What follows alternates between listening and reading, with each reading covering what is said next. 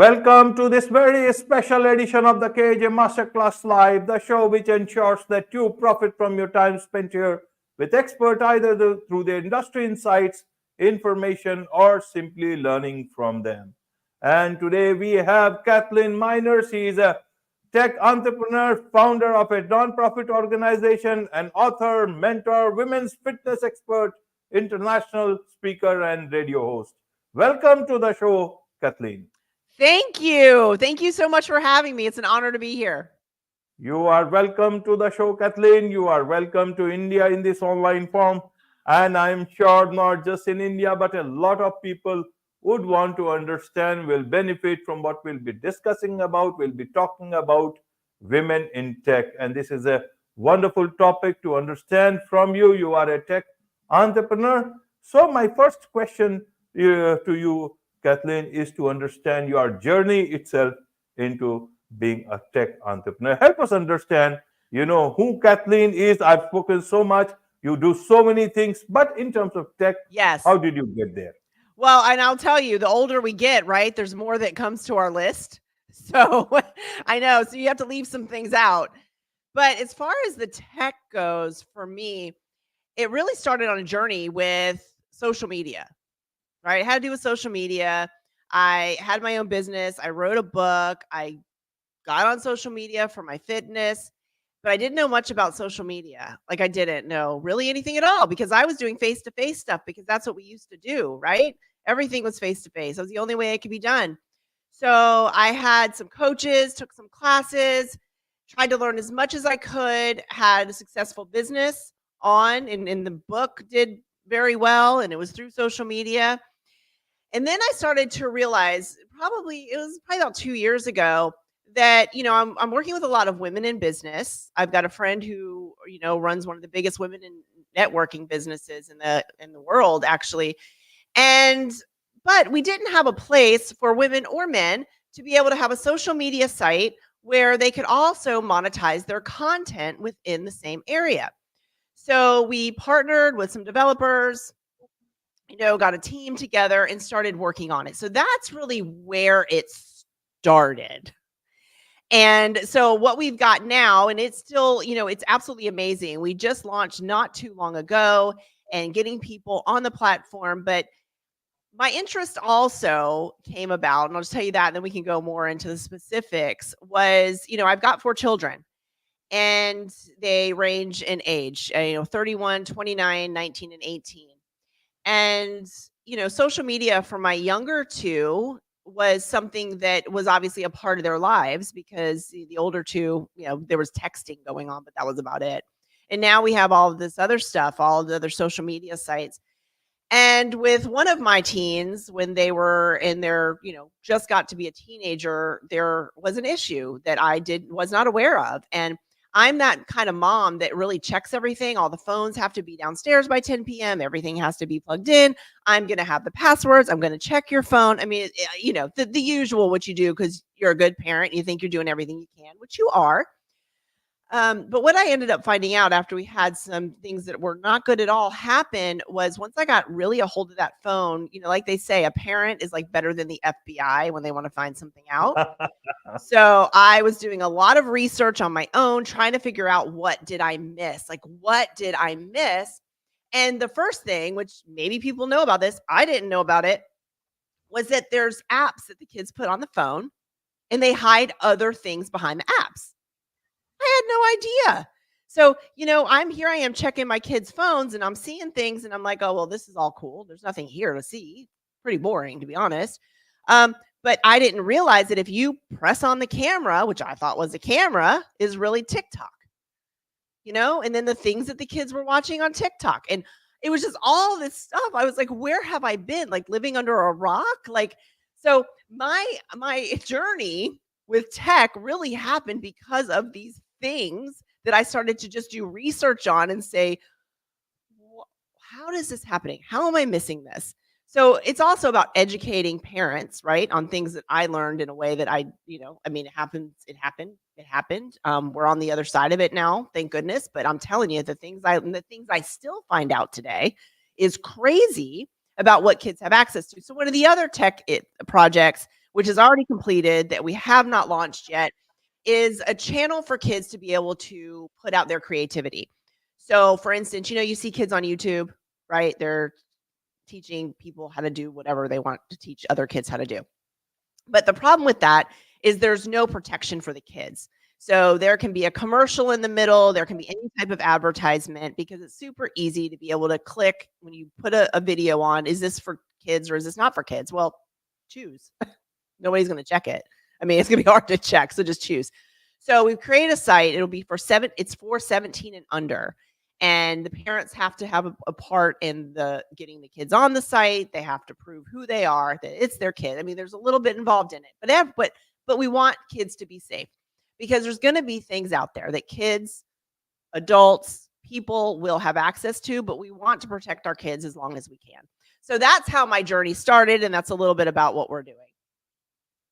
Absolutely, absolutely. So, the kids platform, that is different than the one where individuals can monetize their varied passions and expertise.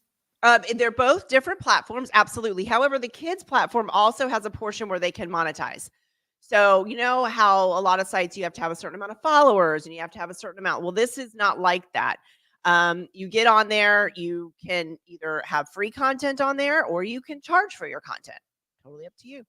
People can give you tips if they want. They can do things like that, but the platform is for children only, 17 and under. The other one is combined with a social media site. So they're kind of one intertwined with the other, and it has a great blogging system. So that was another thing, right? It was blogging. So many people like to write stories. They like to write articles, but they're not getting the reach that they'd like. So what we've done, the developers have done, is in the background, put a place for tags that they're going to get SEO optimized, right? For the H1 and H2 headers that are already planted in there, so that when these people place their blogs on there, then they're getting the maximum reach that they could get, instead of just putting it on their website and then nobody ever sees it because nothing's optimized.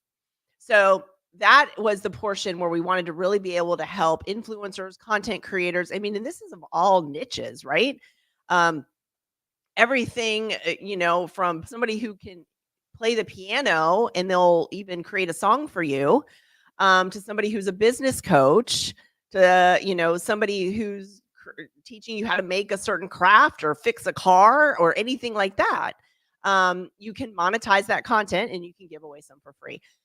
The thing that's great about it too is they can write their stuff, and then some people learn differently, right? Some people are readers and that's how you obtain your information, and other people obtain information by watching. It just depends on how we learn, and there's no right way and no wrong way. So we wanted business owners and creators, right? Because you still are, if you're going to try to make money in any way, you're a business owner. You just are. You got to be able to run a business. Right. So we wanted to be able to help people be able to monetize that as easily as possible. And what we've done is, there's back end stuff, right? The payment system's already there. Everything's already there for you. So what it is it's 15%. So 85% is what you get, of what everything you sell. The rest of it on the back end is what helps us keep everything running. Right, Kathleen. So, in terms of, are these two platforms, they are already running, or when are they getting? Okay, so the one is, let me just tell you the name.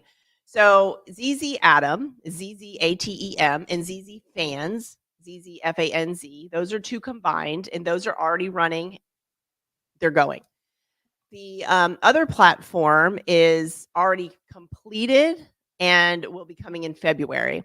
The reason why is because we have our beta testers on there. So we have our kid beta testers on there now, and we already know it works. We just want to make sure that we have the verification system already complete. I mean, safety really in our minds for this type of platform is our first concern, because we want kids to be able to utilize the internet. We want them to be able to learn things from the internet. We want parents also to be able to know that when their kids go on these sites, that they're not seeing things that it's not age appropriate. That is age appropriate, I should say, for them, and something, that's not. So that in February, that's when that should be ready to push the button for public. But we're really excited about it because, again, it's from my own experiences, and, we've got another mom on the team too, and it's our own experiences that we've dealt with our own children. I mean, I have 3 grandkids now as well, and they're 8, 5, and 2.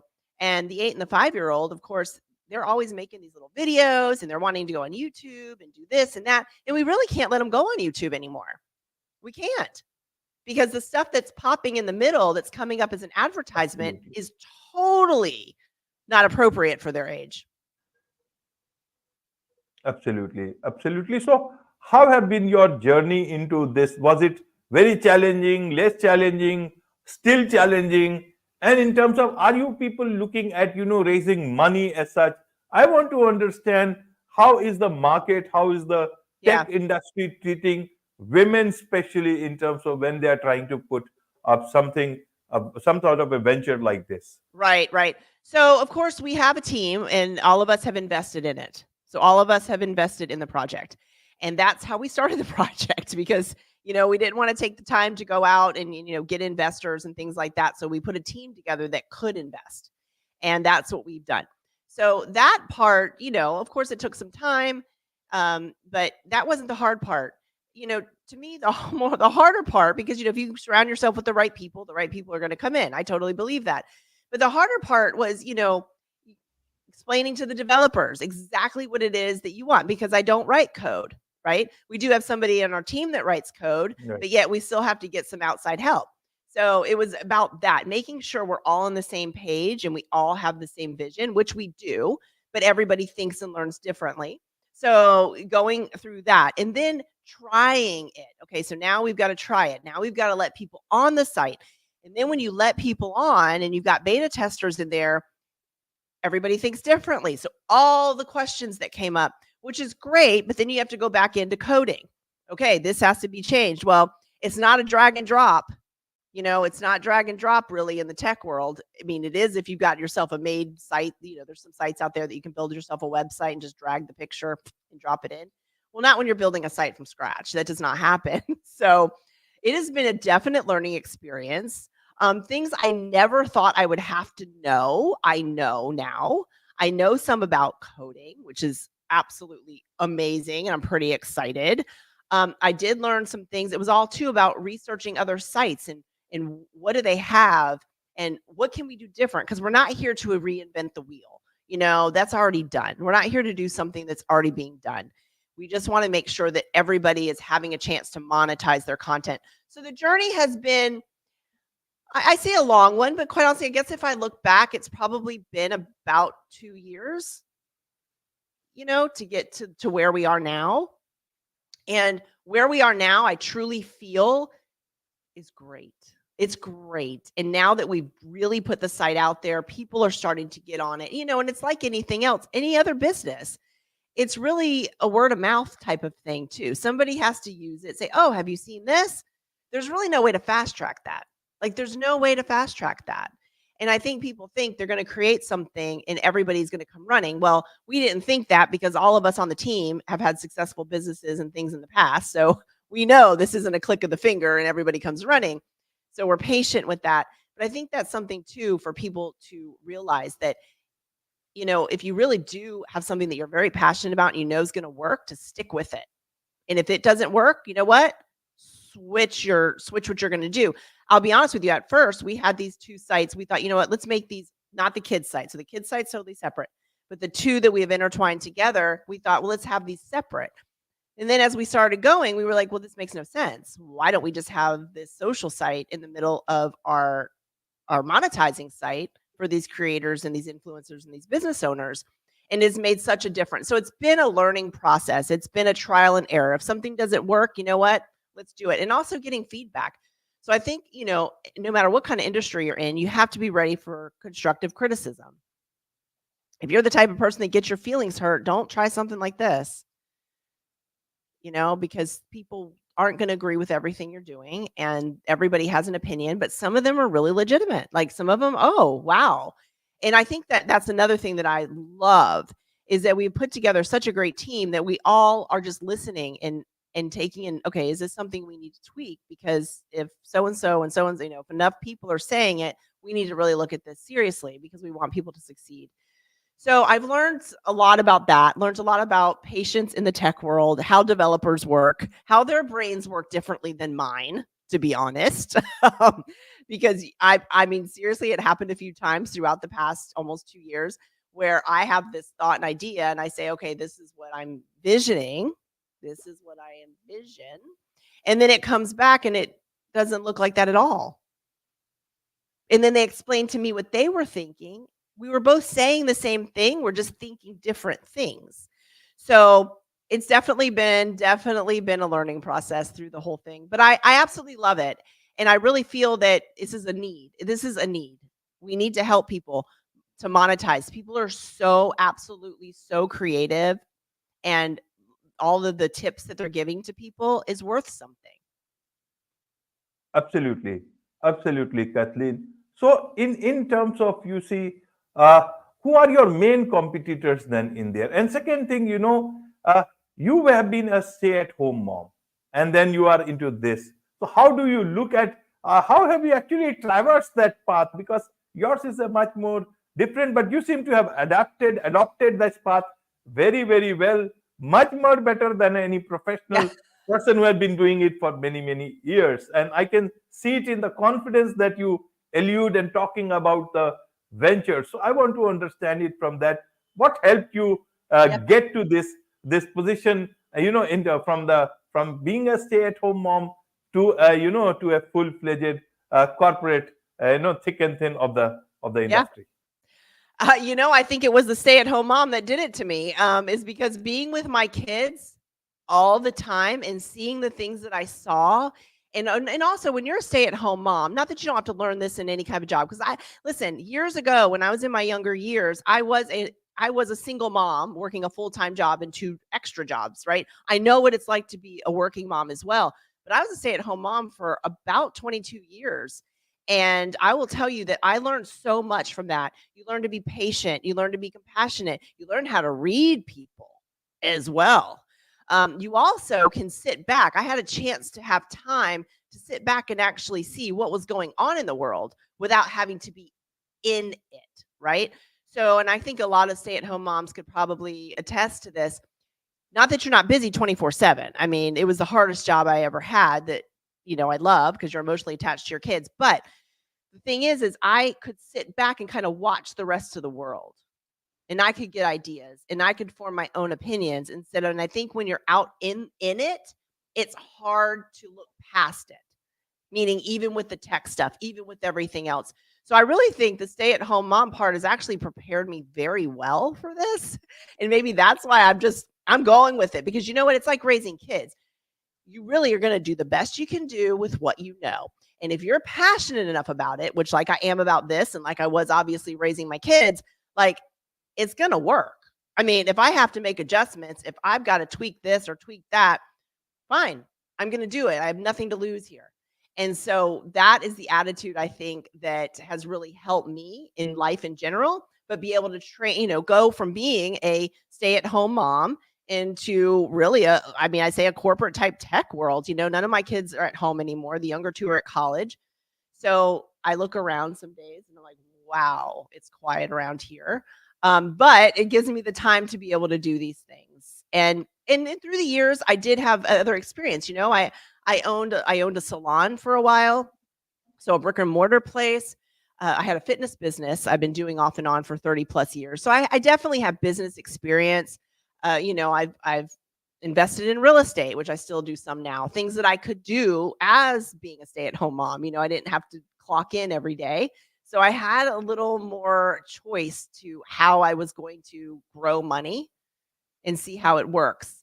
And really that has prepared me now. And you never know what's going to happen. If you would have asked me 5 years ago if I'd be doing this, I would look at you like you were crazy, because that wasn't even a thing in my head. Wasn't even there. But then when I dealt with, the social media stuff with one of my kids, and I was like, oh my gosh, where have I been? And then when I'm trying to help women, in general, and that kind of goes along with the nonprofit as well. But that's what I do. And how can we help them with what they're doing? Because, and then you talk about like competition. I don't really know that there is any. Now, I will say though, like YouTube, for instance, let's just give that an example, right? You can put content on YouTube. Well, you're giving all your stuff away for free unless you have enough followers or you get to the point where you can start monetizing by people advertising on your site. And now maybe people will subscribe to you, but you have to be at a certain level. Well, people starting out don't have that. They just don't have that. And it reminds me kind of, when kids get out of college, to get that first job. Well, you can't get the job unless you have experience, but you need experience to get the job. So how do you do it? Right? So what we wanted to do is create a space where people can go on and you can have a subscription channel if you want. You can have two channels. You can have a subscription channel and you can charge for all of your content, or you can give your content away for free, but it's your choice. And so that's really, as far as competition goes, the social media portion of it, it's connected to the other site. And the social media portion is all there. It's free. Put your blogs on there. It's free. SEO is going to pick it up. Like, it's amazing the reach that it has. So we've been able to just create something that's not like anything else out there. So yeah, but I don't really know that there's a competition.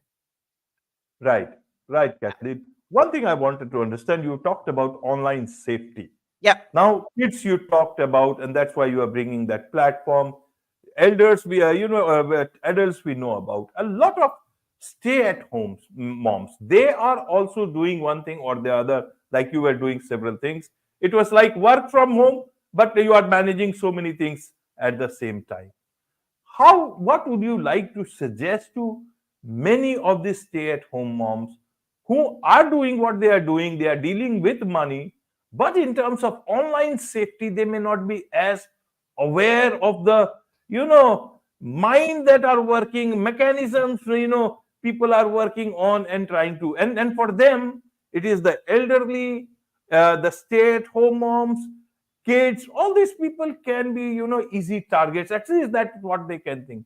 What would you like to specifically tell stay-at-home moms how they can protect their money, their data, being online safe in every way they can, because everything is online.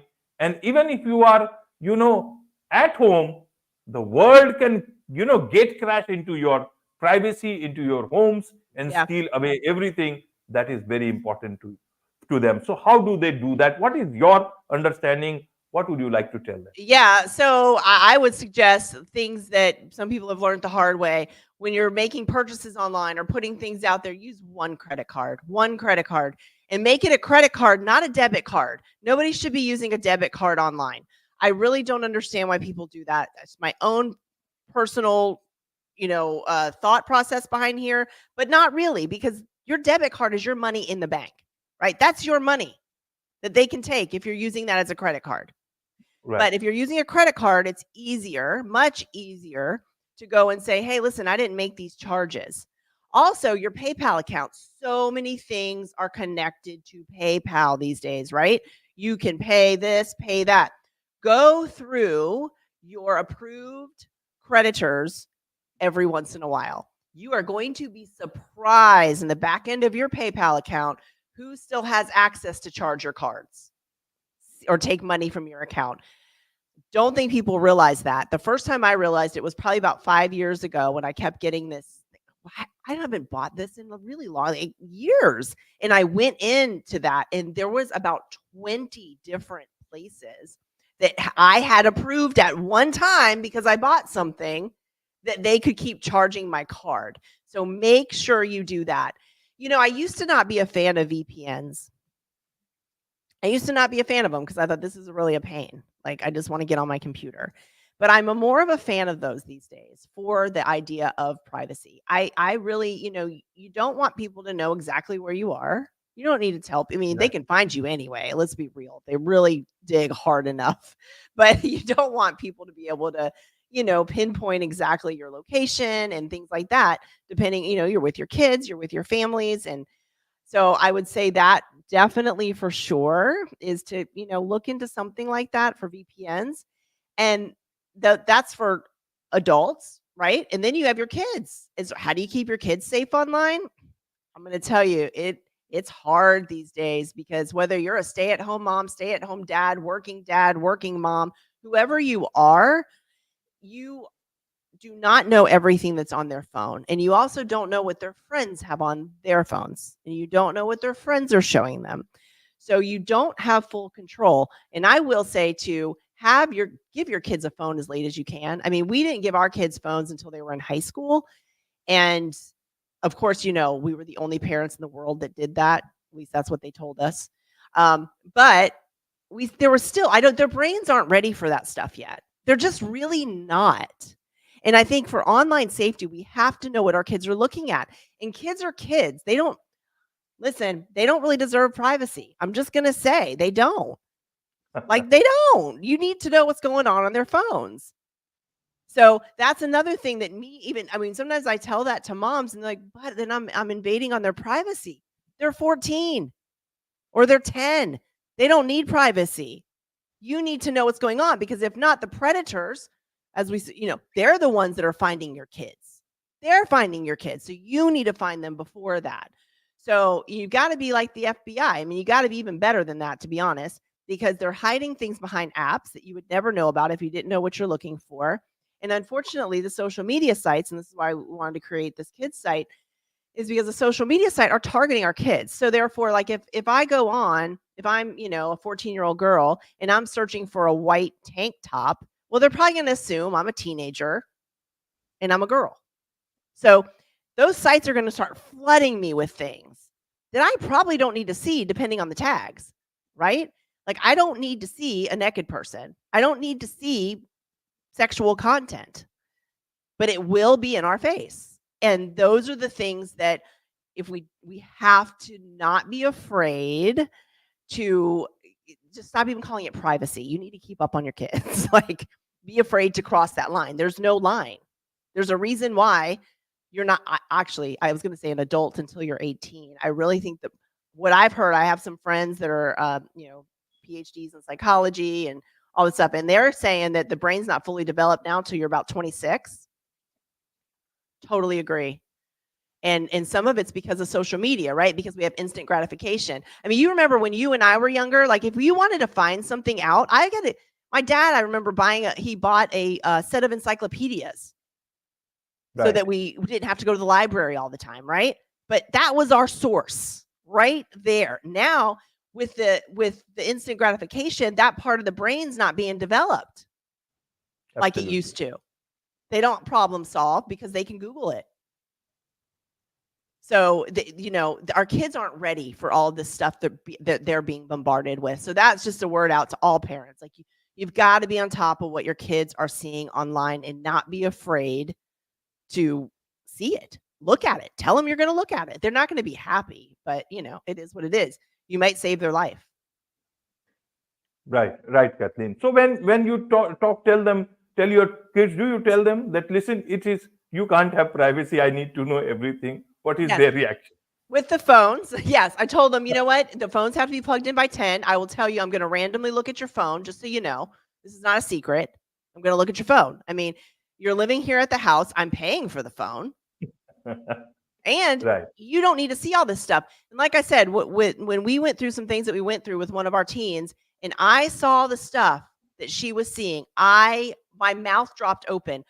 I mean, it's kids teaching kids how to do things that they have no business teaching kids how to do, harming themselves or sexual things or things like that. That's what's happening out there. So yes, no, you don't need privacy when it comes to that. I mean, I'm going to let you go, go take your shower, go do your thing. I mean, that's normal stuff. But when it comes to your phone and what you're seeing, no, because back in our day, our parents didn't say, oh, go sit and, they weren't back in our day, it was magazines, right? I mean, they're not giving us that stuff. Well, now with the phones, it's just all right there. It's all right there.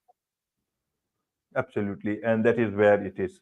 A lot of privacy issues are there. A lot of protection is needed for everyone, especially kids. There is much to learn about all these things from you, Kathleen. And I'm sure with your platform, a lot of kids will be able to utilize, get better content, and also monetize it. And also for others, also, you have that platform. So I'm sure. So a lot of people who want to understand more about you, more from you, talk more about women in tech, about tech in general, about online privacy, what is the best way for them to connect with you? They can go to my website, which is kathleneminer.com, and you can get in touch with me that way. And then it has my Instagram links and things like that. And so, yeah, feel free, reach out, let me know what you think. My name's spelled a little bit different, which I'm sure you'll have in there. It's Cathleneminer. Both names are spelled a little different. So just reach out, ask me any questions, and I'd love to hear your thoughts too. I'd love to hear people's thoughts about what have they dealt with especially kids' safety or their own when it comes to online stuff. What are they seeing missing in the tech world that would make this safer? Because it's only going to grow, and our kids are going to have a part in tech. I mean, like I said, I've got 3 grandkids. Even the 2-year-old knows how to get the phone on and put on a song. I mean, it's crazy. So it's going to be a part of their life. So we have to make it as safe as possible. Absolutely. With this, it's a wrap on this very special edition of the KAJ Masterclass Live. Thank you so much indeed for joining us. Thank you for having me.